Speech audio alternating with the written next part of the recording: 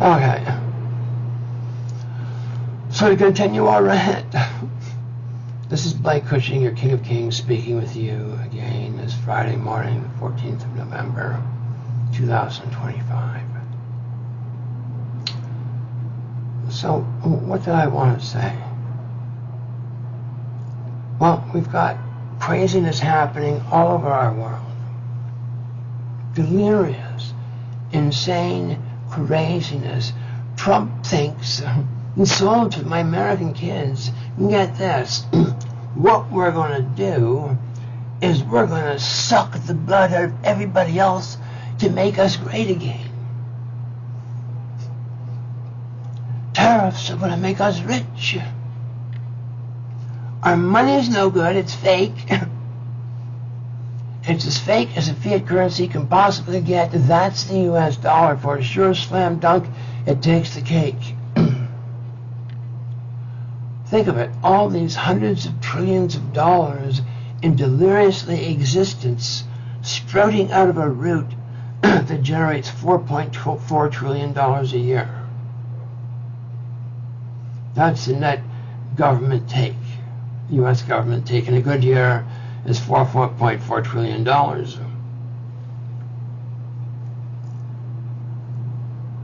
Of which she has to spend $1.2 billion on interest, which is right out the window. And $1.2 trillion in military expenditures. Again, out the window. Nobody's going to pay you to deliver bombs upon their nose. Can we say that without stretching logic too far and appearing too unhinged, if you will? Why is it more practical to deliver bombs upon a people than it is to reason with them? To grow a set of manners is all it would have cost Benjamin Netanyahu to avoid this whole grotesque turd deposit on my real Jews for the next 1,000 years. I'm going to do everything I can to make sure there's a distinction between Zionists and really Jews. Really Jews, I tell you, people who are honest, they don't want anything to do with stolen anything, no stolen land for them, period. They don't want to live in Israel. They have no inclination to have anything stolen anywhere about them. For one thing, or they want anything to do with anybody else. They don't want to harm anybody. They just want to worship their God in peace. And these are really Jews. This Zionist hilarity, these people demanding an eternal state for an impossible contradiction and an insulting preposterous proposition to begin with. It was born not in the worship of God, not in the seeking of a homeland for a forgotten people. It was born out of a vicious soup worse than Macbeth's offering of insulted, little-hearted, fake Jew atheists responding to the pogroms in Russia. Nazi Germany hadn't been invented yet. But we had this group of so-called Zionists that were a cancer seeking to fester.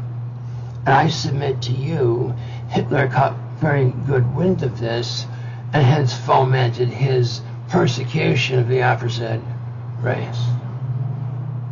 Just a theory. I think it's as good as any kicking around these days. So the current Zionists have no title, no divine right, and no statute right to those subject lands, period. They lost their statute rights before they even got there by entering into the document in bad faith. It can be proven beyond any shadow of any doubt, let alone reasonable possibility.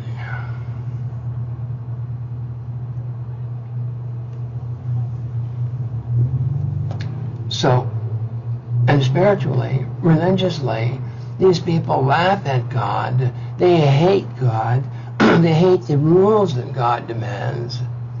And so it's my postulate and the postulate of all heaven and earth that's living in vertical, these current Jews are owed nothing in the way of divine rights to those lands.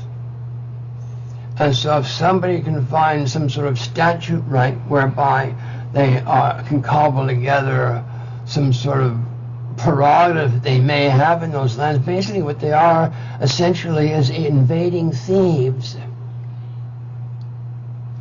counting on lies, purchased compromise of other countries' officials to sustain themselves. And they want to drag this cancer into the promised land with them. It's not going to happen. I won't have it. And nor will any other vertical wiggler. It's just too insulting to be born.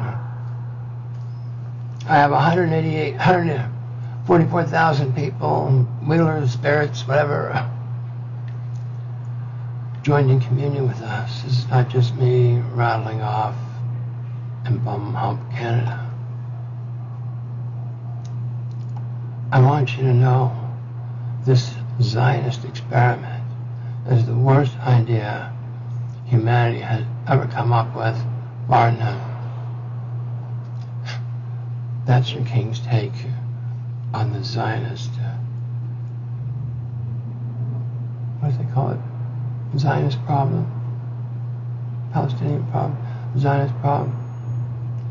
I'd much rather have a Zionist problem than a Palestinian problem. Palestinians are honorable people. Muslims are breathtakingly honorable and do not like war, will do anything to escape having to be brought into war. But if Iran wanted to clobber Israel, he could have done so. It was Israel suing for peace, not Iran. And I'm a little miffed with the Ayatollah that he went along with it. I have very, very, very low patience for this insulting, just grotesque state that produces figures that pretend to be human beings but have their morals beneath those of a bedbug. Anyway, happy Friday, kiddies. Again, is your King of Kings saying, let's pray to God for relief from this, shall we? She's here.